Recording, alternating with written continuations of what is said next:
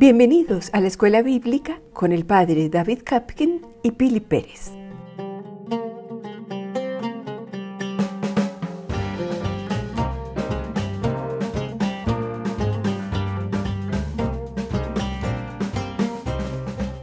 Ayer estuvimos, después me di cuenta, Pili, toda una hora del programa en un versículo, en 1 Corintios 2:6, hablando del príncipe, de los príncipes de este mundo, de las fuerzas y potencias, los tronos, las dominaciones, las potestades, etc.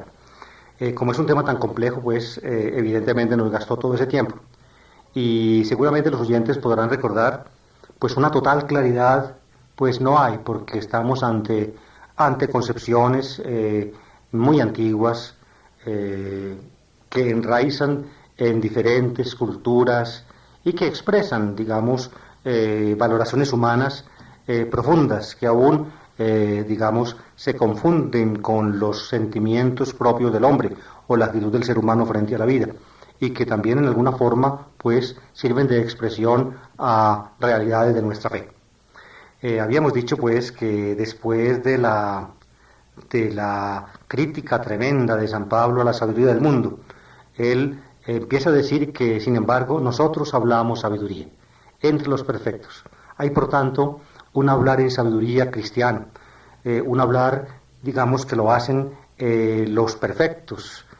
Por perfecto se entiende no aquel que ha llegado, digámoslo así, o que ha franqueado ya al salir de esta vida el reino definitivo de Dios, sino más bien se trata de un grupo de cristianos en los cuales el don del Espíritu tiene repercusiones, diría yo, más profundas y más significativas. Pues bien, entre ellos se habla sabiduría, y San Pablo había dicho que esta sabiduría no es de este eón, ni tampoco de los príncipes de este eón. Ustedes podrán recordar que la problemática que está tratando el apóstol tiene que ver con grupos de Corinto en los cuales ya estaba empezando a aflorar la corriente gnóstica, o tenían ya una mentalidad que luego, digamos, se concentrará en lo que va a ser el gnosticismo, más o menos unos 80 o 80 años después del apóstol. Por eso, evidentemente, a este pensamiento gnostificante, digamos que utiliza un montón de especulaciones cosmológicas e introduce una serie de conceptos muy complicados en la explicación de la realidad. Posiblemente a esto es lo que llama San Pablo sabiduría de los príncipes de este mundo. No son, por tanto, adecuadas esas elucubraciones a cristianos, como lo dirá, digamos, el mismo pistolero Paulino en las cartas pastorales a Timoteo y Tito, que ese tipo de especulaciones no hacen sino complicar la vida y que finalmente no dejan nada claro. Algo semejante pues debió tener Pablo en mente cuando dice que la sabiduría que hablamos nosotros nada tiene que ver con este eón ni con los príncipes de este eón, que ya, como decía él, y ayer enfatizábamos tanto, que ya están abocados a la desaparición, que se van desvaneciendo, dice él, es decir, que ya han sido prácticamente desposeídos de su poder por Jesucristo, y ya están colocados en su cortejo triunfal, y en su parucía definitiva aparecerán expuestos, aparecerán desnudos ante la faz de todos. Yo le invito a que leamos otra vez, ya como nos quedamos solamente en un versículo ayer, entonces que leamos otra vez esa perícopa como para que la podamos comentar. Sin embargo, hablamos de sabiduría entre los perfectos, pero no de sabiduría de este mundo ni de los príncipes de este mundo, abocados a la ruina, sino que hablamos de una sabiduría de Dios, misteriosa, escondida, destinada por Dios desde antes de los siglos para gloria nuestra, desconocida de todos los príncipes de este mundo, pues de haberla conocido, no hubieran crucificado al Señor de la gloria. Más bien, como dice la Escritura, anunciamos lo que ni el ojo vio, ni el oído oyó, ni al corazón del hombre llegó, lo que Dios preparó para los que le aman.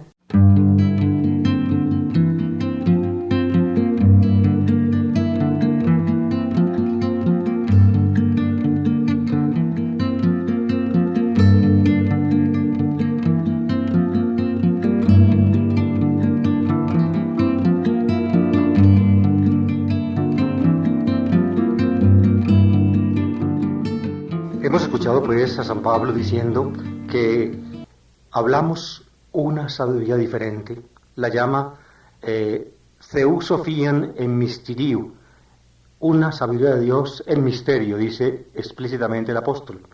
La determina con varias, digamos, en diferente manera. En primer lugar dice, es de Dios. En segundo lugar dice, es en misterio. Después dice que está oculta. Y enseguida dice que Dios determinó en gloria nuestra, desde antes de los siglos. Y finalmente dice que no fue conocida por ninguno de los príncipes de este mundo, porque de haberla conocido no habrían crucificado al Señor de la gloria. Hablando así como habla San Pablo, yo podría afirmar un gnóstico que es la misma sabiduría que ellos están buscando o tratando de encontrar. La sabiduría misteriosa, escondida, claro, destinada por Dios desde los siglos para gloria nuestra, destinada para algunos solamente. Parece ser como, o sea, cualquier gnóstico va a poder decir. Sí, no, Pili, y no es extraño que lo haga, porque al fin y al cabo San Pablo sabe que finalmente el ser humano ha sido creado por Dios y en alguna forma como que husmea las realidades divinas y va en busca de ellas. Cuando la gnosis lo hace profundamente equivocada. Hay un error muy grande, pero al menos el hecho de la búsqueda. De la necesidad. Exactamente, de la búsqueda es algo, digamos, que le sale al hombre del alma, porque corresponde pues a las huellas que Dios ha dejado en toda la realidad y que el hombre en alguna forma husmea y trata de encontrar. O a su sentido de trascendencia, que tratando de encontrar la trascendencia busca por caminos equivocados. Clarísimo, sí. Pero casi como que son paralelos al verdadero. Mire, Pili, podríamos decir en esta forma, aunque aquí pues la gnosis no está todavía del todo configurada, sin embargo, digamos, aparecen los primeros rudimentos, los inicios de la gnosis. La gnosis consiste, gnosis significa, queridos oyentes, en griego conocimiento, gnosis, conocimiento. Es esto, es el conocimiento de uno mismo, fundamentalmente. Es decir, la salvación consiste en la gnosis, es decir, la salvación consiste en conocerse uno a sí mismo. Ahora, cuando la gnosis... su propio yo, exactamente, su sí mismo, su fuente, su orientación, su destino, su plenitud posible. Entonces, cuando la gnosis se configura del todo, queda claro cuál es el yo mismo que el hombre conoce como gnóstico. ¿Cuál es?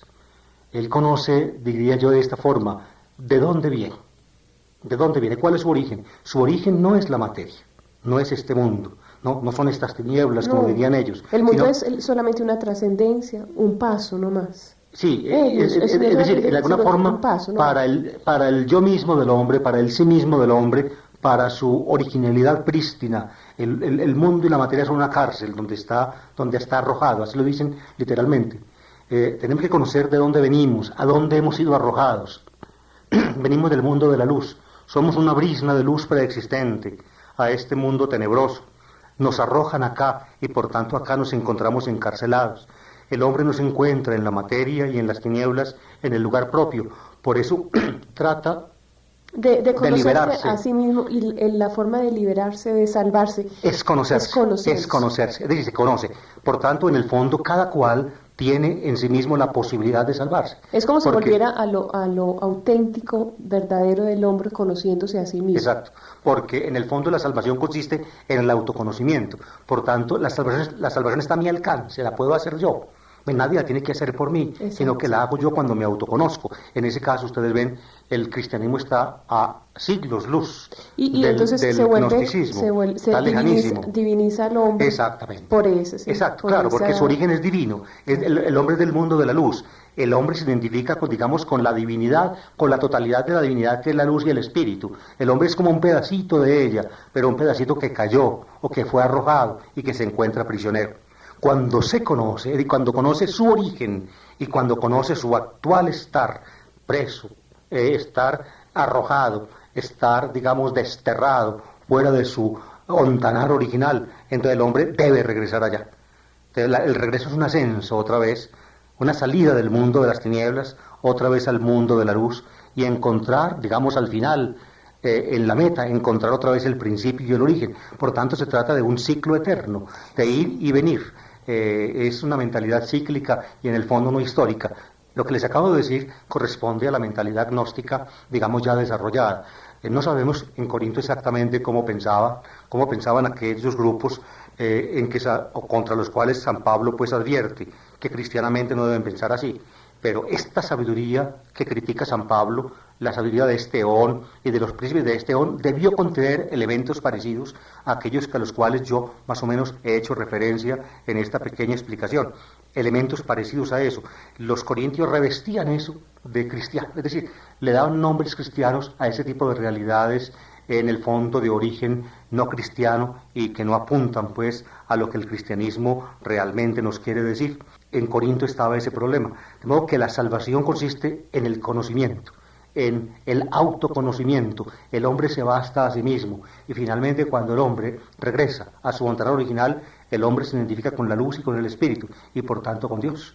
Pero entonces ahí es claro San Pablo. Yo lo que estaba diciendo, cualquiera que pudo haber leído pudo haber dicho, no ve, es la misma sabiduría misteriosa escondida que nosotros estamos buscando. Exactamente, los gnósticos también hablaban de algo escondido y misterioso, precisamente eran iniciados en el conocimiento de los misterios, el conocimiento de los misterios, para que tuvieran ese conocimiento. Pero aquí hay algo distinto, Padre, esto.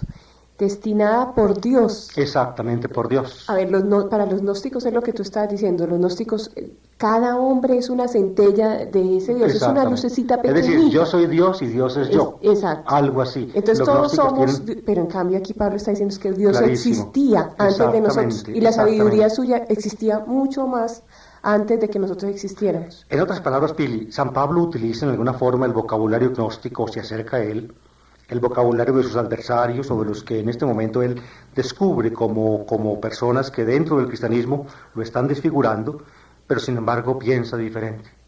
Es decir, fíjense queridos oyentes, tal vez es muy complicado esta explicación muy complicada para el público tan vasto que nosotros alcanzamos en este programa.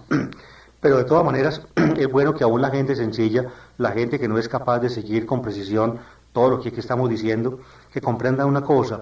Cuando el cristianismo surgió en medio de dificultades, digamos aún de ideas. Había una polución de ideas extrañas en el mundo donde surgió el cristianismo. Y había gente que se hacía cristiana con su bagaje, con su equipaje de ideas que venían de otras partes, y por tanto no le fue fácil al cristianismo lograr salir adelante en medio de una situación de pensamiento tan complicada. Sin embargo lo hizo. San Pablo, por ejemplo, escribe en un mundo ya ideológicamente complicado. Dice por ahí algún autor, creo yo que con mucha razón, que cuando Marcos compuso la primera obra evangélica, en alguna forma también quiso que se entendiera bien el cristianismo por su relación al Jesús terreno, para que no se ideologizara gnósticamente. Es la posición de un investigador evangélico muy importante que se llama Ernst Käsemann y que escribió estas ideas más o menos hace unos 30 años. De modo que un esfuerzo antignóstico, según él, es también la primera compilación de la historia de Jesús. Y por tanto, el afirmar ya en forma clara la identificación del Jesús de la gloria, lo que llama aquí Pablo, el Señor de la gloria, es decir, el resucitado, con el terreno. La identificación con el terreno, es decir, con el Jesús real que vivió acá, por tanto con el Jesús del pasado. La identificación del Jesús glorioso del presente y del futuro con el Jesús del pasado fue trascendental en un momento dado de la evolución cristiana. ¿Por qué? Porque en el gnosticismo, ustedes ven, ese tipo de pensamiento no existe. Pero padre, tú estabas refiriendo a que para las personas sencillas es difícil entender este vocabulario, pero deben entenderlo. Ahí, a ver, en este momento los movimientos gnósticos cristianos, o sea, hablar de movimiento gnóstico cristiano es como hablar de una cosa que no existe. Sí, casi una contradicción en los términos, ¿no es cierto? Porque la mentalidad gnóstica y en alguna forma también los movimientos llamados gnósticos actuales, pues conservan su mentalidad dualista, su visión, digamos, del mundo, más o menos, o de la realidad, su valoración de muy lo humano. Parecida a la anterior. Pero entonces hay un problema, padre, y el mismo que existía en la época de Pablo. Toman, porque entonces hay partes en la escritura, hay partes en que se contactan unas con las otras Claro. y parecen fundirse, mire como yo le decía Como en aquí. este caso, sí. Parecen fundirse, entonces las personas tienen que distinguir Claro. lo que es verdadero de lo que no es. Exactamente. Es decir, en ese sentido, pues tú tienes toda la razón. Sin embargo, a uno le da un poco de temor cuando avanza todo este tipo de conocimientos por un medio masivo como es la radio. Sin embargo, ustedes, queridos oyentes, están metidos en ese ambiente, están metidos en un ambiente donde se propala como cristiano lo que no es cristiano. Ustedes lo oyen por radio, como ideas, digamos, bien de tipo hinduista, son revestidas en el lenguaje cristiano. Se habla, digamos, de la divinidad en un sentido no cristiano, es decir, más bien como de la totalidad, como divinidad de panteísmo, y se le llama eso el Padre, y se identifica con lo que Jesús aceptaba, lo cual es absolutamente falso y contradictorio. De modo que, si de pronto este programa se les hace un poco difícil, comprendan que entonces también muchos de nuestros hermanos católicos se dejan influir por programas que sí decisivamente no son cristianos y que les enredan la Y cabeza. que también son complicados, Ah, sí, clarísimo. en un lenguaje complicado, extraño, misterioso. Que les crean, Entonces, digámoslo así, creando confusión. que crean una confusión tremenda. Hoy en día estamos ante eso. De modo que esta sabiduría que hablamos es en primer lugar de Dios. Es la de Dios. Por tanto, en alguna forma, como San Pablo lo había dicho antes, tiene que ver con el hecho de la cruz de Jesús, el hecho de su muerte. Luego añade que es, y esto es muy importante, Theou Sophian en misterio, en misterio. Creo que tu traducción dice sabiduría misteriosa. Misteriosa, Convierte esta palabra paulina o esta locución paulina, Theou Sophian en misterio, que significa exactamente una sabiduría de Dios en misterio, convierte ese en misterio en el adjetivo misterioso. No es que esté mal, pero creo yo que en misterio es un poco más, digámoslo así, impactante que decir simplemente misteriosa. ¿Por qué? Porque esta sabiduría de Dios consiste en un misterio. ¿En cuál misterio? En el misterio del designio de Dios. Es decir, Dios tiene su plan, su designio de salvación, lo lleva desde todos los siglos, ¿ve? Lo lleva en sí, por eso enseguida se dice que es ten apokekrimenin, que significa escondida. ¿Escondida dónde? Escondida en el interior de Dios, es su pensamiento, es su plan, es su propósito. Y ese plan y ese propósito que Dios tiene dentro de sí y por tanto solo Él conoce, por eso se dice que es en misterio, es un misterio. Fíjense que oculta significa que no está manifiesta, que no ha sido revelada, que Dios todavía no ha dicho qué es lo que se propone hacer. Pero tú nos habías explicado en programas pasados que ese misterio consistía en que lo podían alcanzar los que quisieran llegar a él. Es decir, cuando Dios lo revela. Cuando lo revela. Es decir, Dios lo revela para que se conozca. Pero mientras que Él no lo revele, no se conoce. Por eso va a decir adelantico que los príncipes de este mundo no lo conocieron. Y si lo hubieran conocido, no habrían crucificado al Señor de la Gloria. No lo conocieron, porque para ellos no llegó esta revelación, o si en alguna forma se presentó, no creyeron, o no aceptaron, en fin, lo que sea. En todo caso, fíjense, por eso es escondida esa sabiduría, porque Dios la tiene dentro de sí. Dios tiene un plan, un designio, Dios ha hecho un proyecto, ese proyecto se llama Mysterium, es un misterio precisamente en cuanto que es proyecto de Él, y mientras que Él no lo diga, entonces no se conoce. Fíjense, para que entiendan bien, por ejemplo, pasemos es la mentalidad apocalíptica, esta mentalidad podemos decir apocalíptica. Fíjense, con un ejemplito me van a entender muy bien. Fíjense, nació Jesús en Belén, no hubo puesto en la posada, se fueron a un pesebre y María tuvo a su niño y lo colocó en un pesebre, en un comedero de animales. Ahí se está realizando un plan de Dios.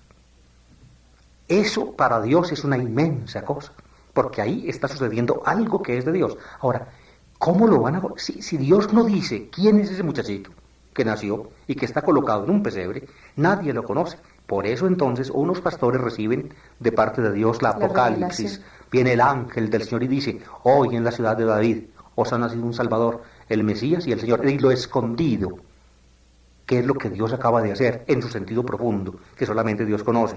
Ese misterio es conocido cuando Dios lo revela. ¿Me entienden? Fíjense, así se entienden estos pasajes evangélicos.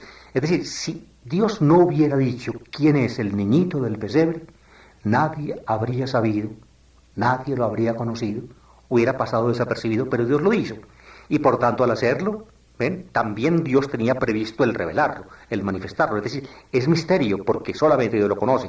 pero precisamente en cuanto que es misterio es por lo que se va a revelar. Es decir, un misterio sin revelar Sigue siendo misterio. Sí, exacto. Es decir, nunca se podrá saber ni siquiera que existe. Ajá. Ni siquiera que existe. Sabemos que Es existe algo porque velado, es revelado, exactamente. O sea, a ver, un objeto que está detrás de una cortina, ¿sí? Ajá. Está tapado por la Exactamente. cortina. En el momento en el que el dueño lo quiera mostrar, destapa la cortina. Exactamente. O corre la cortina. Ese destapar se dice en griego apocaliptin, es decir, descubrir.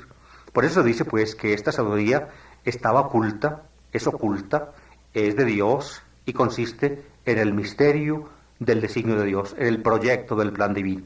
Ese proyecto, como dice acá, Dios lo determinó. Dice enseguidita, in prooris en oceos protoneonon is dox animon, el cual Dios determinó antes de los siglos para nuestra gloria. Is dox animon, así termina el pedacito del versículo 7, para nuestra gloria. Por tanto, tiene una meta, tiene un objetivo. El objetivo es nuestra gloria. Es decir, participar nosotros en la dimensión que solamente a Dios compete, que es la gloria. La gloria es, digamos, la manifestación de la trascendencia de Dios. Estamos llamados, por tanto, a la comunión eterna con Dios, a su gloria, a que su manera de ser se refleje en nosotros. Él es como, nosotros creemos como espejo de su realidad, cuando su luz brille en nosotros mismos. Esa es la finalidad de la revelación del misterio. Por tanto, la sabiduría nuestra, la sabiduría que nosotros hablamos, que es de Dios, que consiste en el misterio salvífico, en el designio de salvación por Jesucristo, que estaba escondida, pero que Dios la manifiesta, tiene ese objetivo.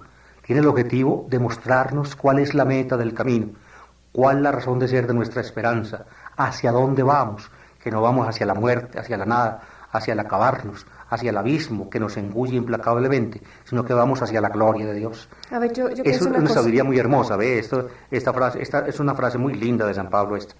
Yo pienso una cosa, es una sabiduría que Dios la tenía antes de todos los siglos, y esa sabiduría no va sino hacia la salvación del hombre. Que cómo la tuvo que revelar Dios, cómo la tuvo que revelar mandando a su Hijo, para que entendieran que no era la sabiduría de los príncipes de este mundo, no, era la de la que están hablando los perfectos, que es el camino de la cruz, que es el camino que Cristo caminó, y esa es la verdadera salvación. Tuvo que mostrarla así, evidentemente la tuvo que mostrar con su Hijo. Exactamente, Dios lo quiso hacer así, ¿ve? Y por eso este revelar la sabiduría, como dices tú, en el misterio y por su Hijo, incluye de parte de Dios una locura muy grande, como explicaba él antes, ¿ve? Porque el hombre no tuvo conocimiento de la revelación divina en la creación, desechó la creación y más bien, en lugar de adorar a Dios, construyó ídolos para adorar y confundió a Dios con el mundo. Entonces Dios dijo, no me quisieron como sabio, pues voy a intentar manifestarme a ellos como un loco. Y fraguó su designio de salvación por Cristo, que incluye la cruz, y se manifestó como un loco en la cruz de su Hijo. ¿Ve? En el fondo, pues, esta idea de Dios incluye la locura de la cruz de Jesús, incluye la locura, y muestra que esa locura de la cruz de Jesús está preñada de poder. ¿Por qué? Porque comunica la gloria de Dios. Esa es su meta. Es decir, comunica la vida. A través de la muerte de su Hijo, Dios se manifiesta como el que resucita a los muertos, y como el que llama al ser lo que no es, el que realmente fragua la consistencia eterna y definitiva de la realidad. Dios lo hace. Esa es nuestra gloria. A eso estamos llamados. Y por eso, fíjense, porque la sabiduría de este mundo puede ser, digamos, muy sugestiva, puede el hombre consultar allí sus más profundos sentimientos, puede el hombre, digamos, desgastarse buscando una huella de Dios en las cosas, en fin, puede el hombre husmear las realidades trascendentales, puede el hombre andar, digamos, en pos de una trascendencia que en alguna forma lo ilumina, que titila delante de sus ojos, pero que él no puede, digamos, agarrar. Puede el hombre ser todo eso, y sin embargo, él no la puede alcanzar. ¿Y por qué no la puede alcanzar? Porque finalmente la muerte se lo traga. El hombre no es poderoso frente a la muerte, solamente Dios es poderoso frente a la muerte, y por tanto es el que es capaz de llevar a término un plan de trascendencia. El hombre la puede anhelar, la trascendencia definitiva, la puede anhelar, pero no la puede agarrar. El hombre siente nostalgia de ella y es inconforme frente a la finitud y la caducidad. Es verdad eso, ¿no es cierto? Pero el hecho de que sienta que, digamos, un llamamiento hacia eso, de parte suya no está agarrarla, ¿ve? Por más que eleve las manos el hombre, no podrá agarrar a Dios. Agarrar a Dios es como pretender agarrar una nube. Si uno llega a ella, ¿ve? Uno prácticamente ¿qué agarra? No agarra nada. Las nubes, las manos penetran en la nube y cuando uno se fija a ver qué tiene en las manos, pues nota que no tiene nada, absolutamente nada. Es decir, Dios es el único que puede hacer eficaz nuestra necesidad de Él, nuestro deseo de Él.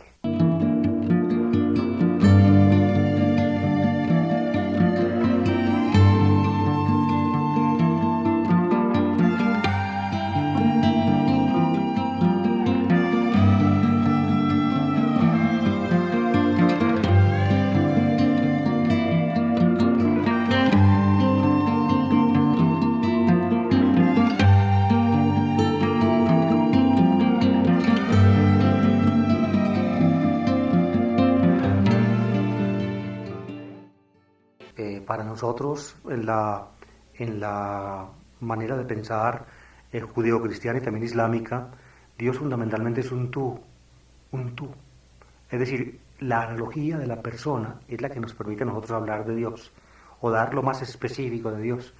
A ver, pero me permite identificarme como persona y persona importante Exacto, para él, exacto. que se comunica de tú a tú. Exacto. O sea, no solamente un tú, sino que yo como persona me puedo comunicar con él, trascender Exacto. hasta él. Entonces, por eso yo valgo, ¿ve? Por eso mi yo existe, aunque mi yo sea, digamos, finito y caduco, sin embargo, existe delante del tú de Dios. Y el tú de Dios es el que le da consistencia definitiva y eterna a mi yo, ¿ve? A mi yo. Por eso mi trascendencia no consiste, como por ejemplo en el hinduismo, creo yo también que en la nueva era, en identificarme luego yo con el todo, como hace el gnóstico, la brisna de luz caída en las tinieblas y presa, que se libera conociéndose y remonta otra vez a identificarse con la luz original. Allí la brisnita se pierde en la totalidad de la luz, ¿ve? Pierde su yo y pierde el pequeño yo que tenía, porque finalmente lo personal, lo correspondiente al yo, no interesa en absoluto,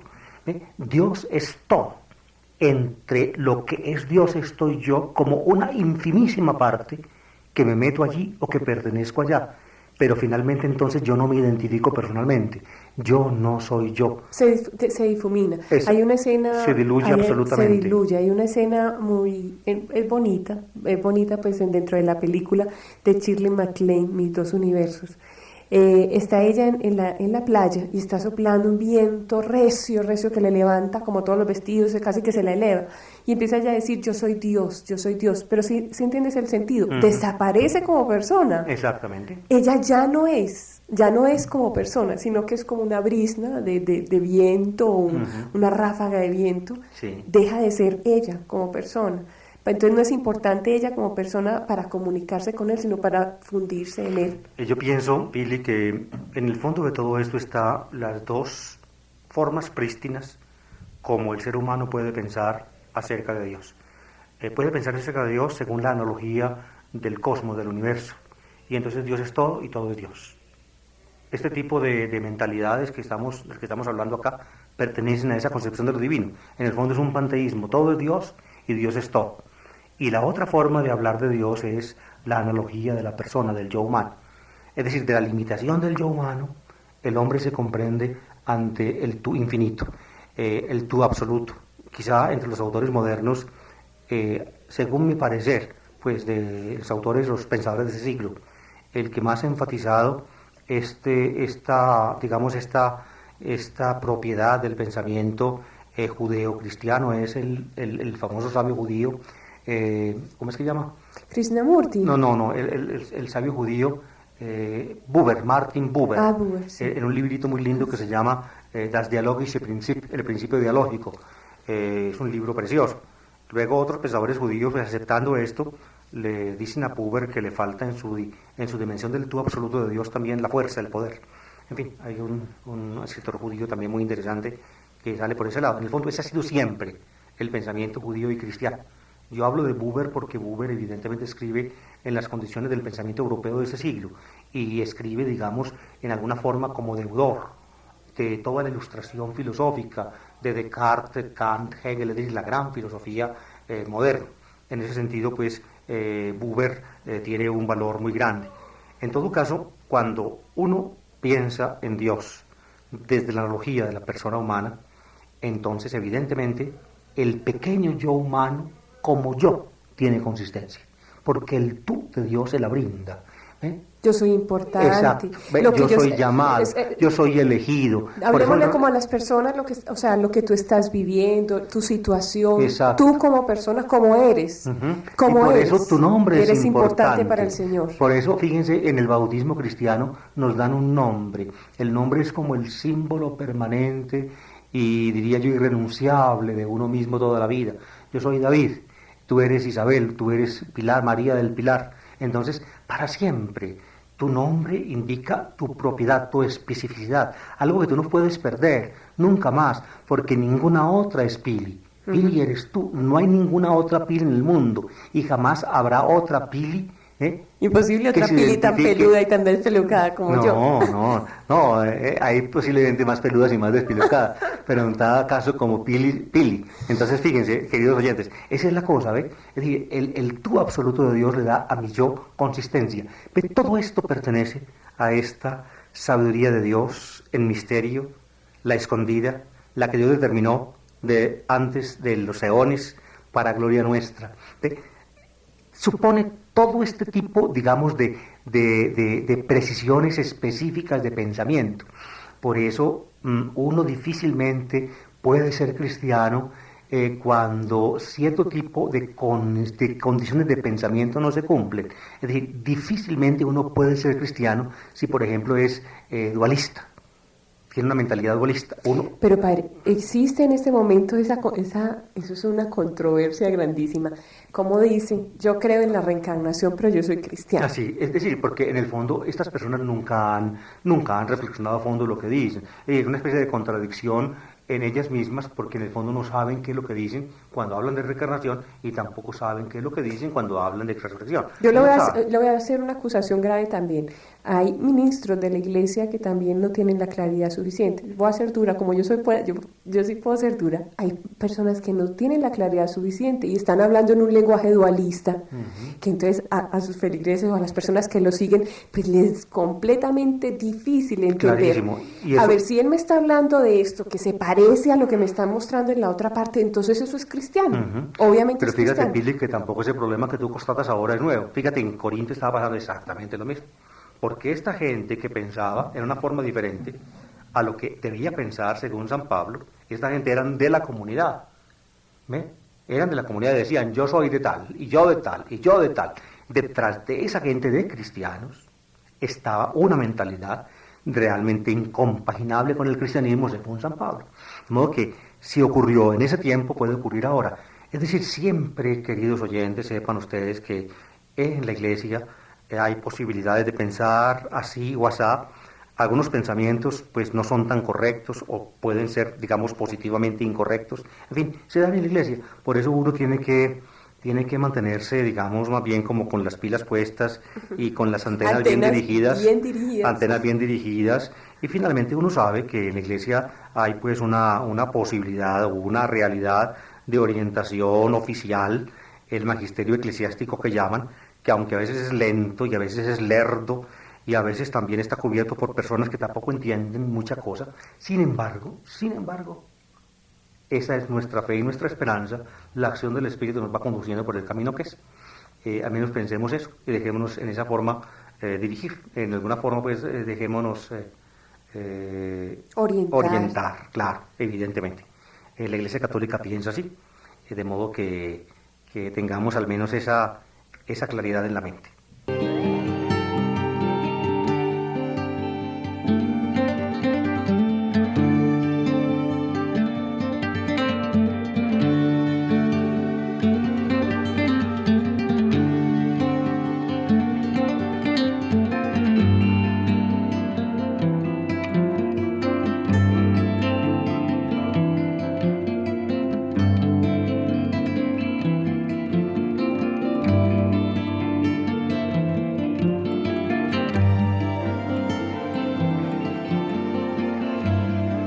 Desconocida de todos los príncipes de este mundo, pues de haberla conocido no hubieran crucificado al Señor de la gloria. Oiga pues, Pili, De modo que los príncipes de este mundo tuvieron que ver con la crucifixión de Jesús. Se metieron en eso. Cuando uno lee esto, entonces uno podría pensar, si entiende príncipes de este mundo, es una forma como también se puede entender, digamos, de los jefes humanos, Claro, de los de carne y hueso. de los judíos. Por ejemplo, uno pensaría entre los príncipes de los sacerdotes judíos, que eran quienes, Anás y Caifás, está Poncio Pilato, está Herodes. Uno podría pensar, se refiere a ellos, pero no, se refiere más bien a esas realidades misteriosas de que hablamos ayer toda la hora. Esos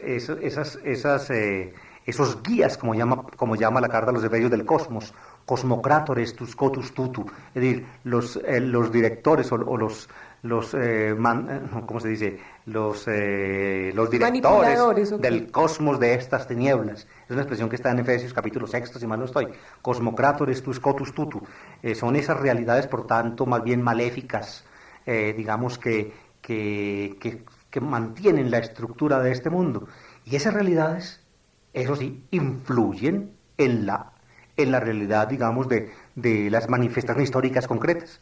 Por tanto, en ese caso, uno tendría que pensar que Anás, Caifás, Pilatos y Herodes, para que utilicemos el versículo que utilizaba una tía mía en una novena que ella hacía en esos tiempos cuando yo era niño, esos Anás, Caifás, Pilatos y Herodes, en alguna forma pues fueron víctimas de la seducción, de las fuerzas del mal, y crucificaron a Jesús. Esas fuerzas, por tanto, tampoco, digámoslo así, abrieron los ojos frente a Jesús. Tampoco lo conocieron como quien realmente Jesús era. ¿Y quién era Jesús? Jesús ahora como resucitado, lo llama Pablo el Rey de la Gloria, o el Señor de la Gloria.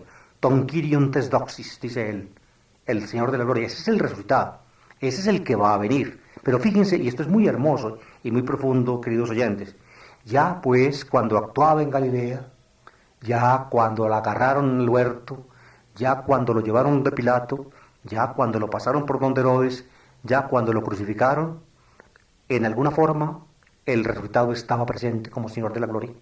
Pablo dice que si lo hubieran sabido no habrían crucificado al Señor de la Gloria. Hay un pasaje. Por tanto, el Señor de la Gloria como resucitado existe en Jesús, o está en Jesús antes de la crucifixión. Era ya, era el Señor de la Gloria ya, pero ellos no lo supieron. Así como era Herodes, Pilato y los pontífices judíos, pues ellos precisamente lo mataron precisamente para negar lo que él era, o en fin, porque lo consideraban blasfemo, exacto, lo consideraban blasfemo. Él, sin embargo, lo era. Pues bien, el conocimiento de él como Señor de la Gloria, que era y que es, ese no lo tuvieron los arjontes tueunus tutu, los directores, los príncipes de este orden. Es decir, esas fuerzas, llamémoslas demoníacas, que rigen estas tinieblas, como dice el texto de Efesios al cual me refería ahora, no lo supieron. Hay un texto en Juan, que en este momento no recuerdo, que dice, él estaba hablando y yo soy, recordando ese texto del Éxodo, el yo soy de Dios, claro. Y yo soy, y siempre he existido porque yo soy.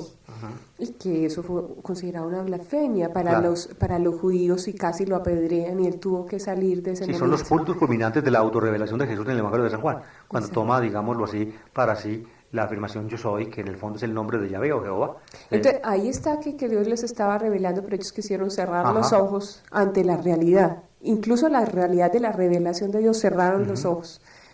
Por lo que tú puedes decir, por los príncipes de este mundo, o por poderes, o porque ellos mismos estaban involucrados como en toda esa política y poder y toda esa presunción de dominio que tenían ellos, pero cerraron los ojos ante la verdad. Aquí en este texto les decía yo que hay un título muy lindo, muy profundo. Creo que en ninguna otra parte del epistolario paulino del Nuevo Testamento se utiliza para Jesucristo, y es O Kyrios tis doxis, el Señor de la Gloria. Lo llama así. Fundamentalmente, pues esto vale del resucitado, pero aquí San Pablo lo entiende ya del Jesús terreno, es decir, del Jesús crucificado. Es el Señor de la Gloria. Los príncipes de este mundo no conocieron eso y por eso lo crucificaron. Si lo hubieran conocido, no lo habrían hecho. Se hubieran quedado, digamos, extasiados frente a la majestad que entrañaba ese hombre que crucificaron, Jesús. Fíjense, queridos oyentes, aquí, en este pedacito de San Pablo, tan sencillo, tan simple, digamos, se oculta. Uno puede ver acá, digámoslo así, el proceso inicial de la cristología cristiana, es decir, de la confesión cristiana de la trascendencia de Jesús. A ver, él era antes Exacto. de morir, era resucitado, era Señor de la gloria exacto. mucho antes Pero de fíjate, morir. fíjate, cuando ellos comenzaron su confesión de fe después de Pascua, lo hicieron impactados por la experiencia pascual.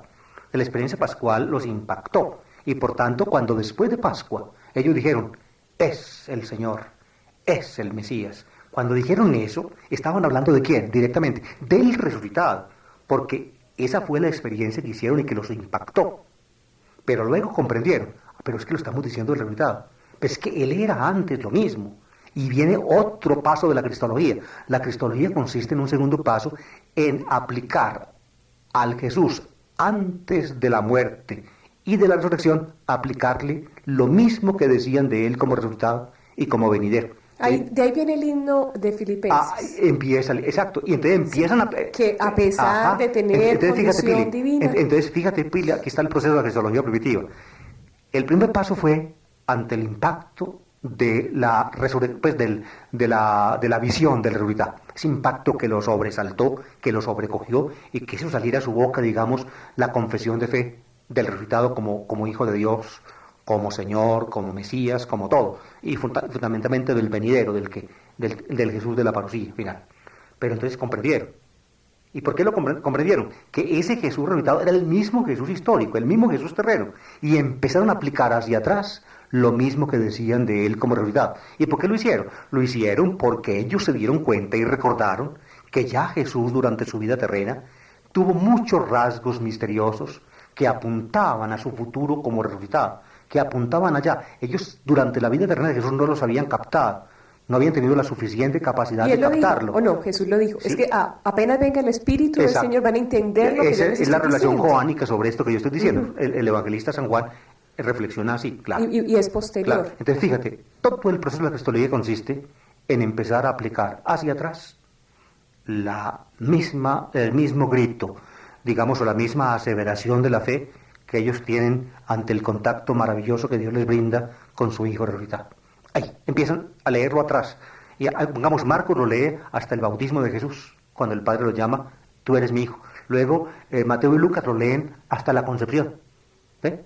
Hasta llega Mateo y Lucas. Y luego, el himno de Filipenses que tú mencionaste, Filipenses 2, 6, 11, se lee aún antes de eso, apuntando a una preexistencia. Existía en forma de Dios. Hay otro en y tomó Colosenses. Forma de esclavo. Quiere decir que estaba dentro de la iglesia primitiva, exacto, esos signos ya. Exacto. Y luego, en el cuarto evangelio, pues se apunta a la eternidad, la palabra que estaba en Dios y que se hace carne. Ahí está toda la cristología del Nuevo Testamento. Ahí está exactamente ese saber. Ese es como, yo les acabo de hacer un resumen muy sencillo, muy simple, muy somero del proceso, digamos, de desarrollo de la confesión de la fe cristiana.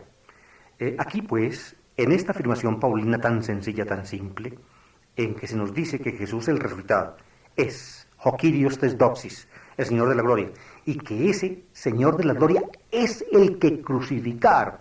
Por tanto, el Señor de la gloria, el resucitado, fue crucificado, él mismo, no otro, él mismo, y que por tanto Señor de la gloria en alguna forma puede también valer del crucificado. Era el Jesús terreno, era el Señor de la gloria. Ese es, digamos, el núcleo fundamental toda la fe cristiana. Ahí está hecha, digamos, está en su núcleo, en su semilla fundamental. Y noten otro detallito, quisiera que ustedes vieran.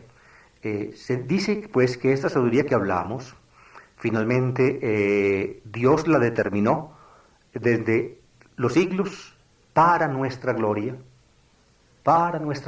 y a Jesucristo lo llama el Señor de la gloria. Por tanto, evidentemente la gloria a la cual estamos destinados es la gloria de Él. La gloria de Él es el reflejo en Él de la gloria de su Padre, es decir, el reflejo en Él de la dimensión propia de Dios. Por tanto, cuando nosotros lleguemos a nuestra meta, a la cual estamos destinados y de la cual habla balbuciente la sabiduría que hablamos, cuando lleguemos a esa meta, entonces se revelará en nosotros la gloria del Señor. Y al revelarse la gloria del Señor, se revelará en nosotros la gloria de Dios. Y de esa manera nosotros quedaremos incluidos, eso sí, a lo cristiano, no a lo gnóstico, como yo, es decir, como personas, con nuestra pequeña, nuestra ínfima consistencia, eternamente cimentada, eternamente sólida y eternamente afirmada también por la consistencia personal de Dios mismo. Ese es el cristianismo. Entonces este último versículo que se refiere lo que ni el ojo vio, ni el oído oyó, ni al corazón del hombre llegó, lo que Dios preparó para los que le aman. Ahí está. Eso que Dios preparó para los que le aman. Es entregada por Dios, pero solamente se ve por los que le aman. Exactamente, es decir, para los que le aman es eso, es la recepción, el recibir, la comunicación de la gloria del Señor y de la gloria de Dios. Es lo que Dios preparó. Los señores de este mundo, los príncipes de este mundo, no lo conocieron, no lo supieron. ¿Por qué? Porque es que ningún ojo vio, ni ningún oído oyó, ni a ningún corazón humano subió esa maravillosa realidad que Dios tiene preparada. Ellos no lo supieron jamás. Ahora, la sabiduría de Dios, que nosotros podemos hablar y lo sabe. Lo conoce. ¿Por qué lo sabe? Pues porque conoce a Jesucristo. Conocer a Jesucristo en su misterio, conocer a Jesucristo como parte del diseño, o como realización del plan divino, es conocer todo lo que Dios maravillosamente ha fraguado.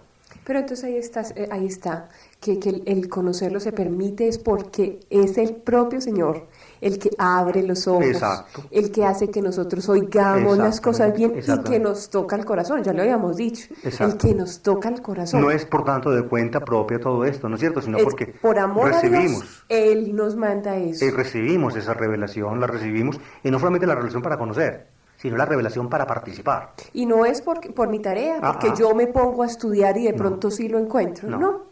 Eso es pura gratuidad, pues es pura gratuidad, tu don. Esta es una cita, queridos oyentes, realmente no se sabe de dónde la saca San Pablo. Él la introduce en el versículo 9 diciendo, Alá kathos gegrapte, pero como está escrito, literalmente dice así. Generalmente así cita la Biblia cuando cita el Antiguo Testamento. Este texto se parece a un texto, creo que es de Isaías. ¿Cuál es, Pili? 64:3. Exacto. Se parece, pero no es exacto al de Isaías. Exacto, no. Orígenes, creo que es Orígenes, el que un autor eclesiástico del siglo III dice que él pudo leer en una obra, o que este texto existía en una obra apocalíptica del judaísmo llamada el Apocalipsis de Elías. Así dice Orígenes. Te leo el texto de Isaías para que veamos que es distinto. Sí. Dice Isaías en el 64:3, nunca se oyó, no se oyó decir, ni se escuchó, ni ojo vio. ¿No es exactamente, eso? Pero no dice la última parte, ni subió a un corazón humano lo que Dios preparó para los que lo aman.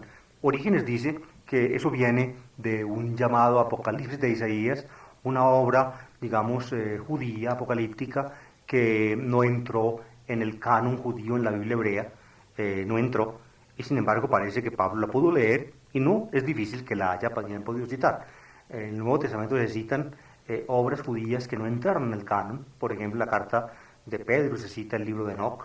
Pero entonces eso está dentro del Midrash que te preguntaba ayer. Era como los teólogos, los judíos teólogos que entonces hacían investigación. Midrash significa en hebreo investigación. El verbo darash significa buscar. Midrash es un sustantivo derivado del verbo, significa investigación. Un estudio de un hebreo sobre la Biblia es un midrash. Estudia la Biblia y trata de aplicarla, entenderla en el momento presente. Ese tipo de investigaciones que tratan de hacer en alguna forma comprensible un acontecimiento presente mediante un texto bíblico es lo que se llama midrash en hebreo.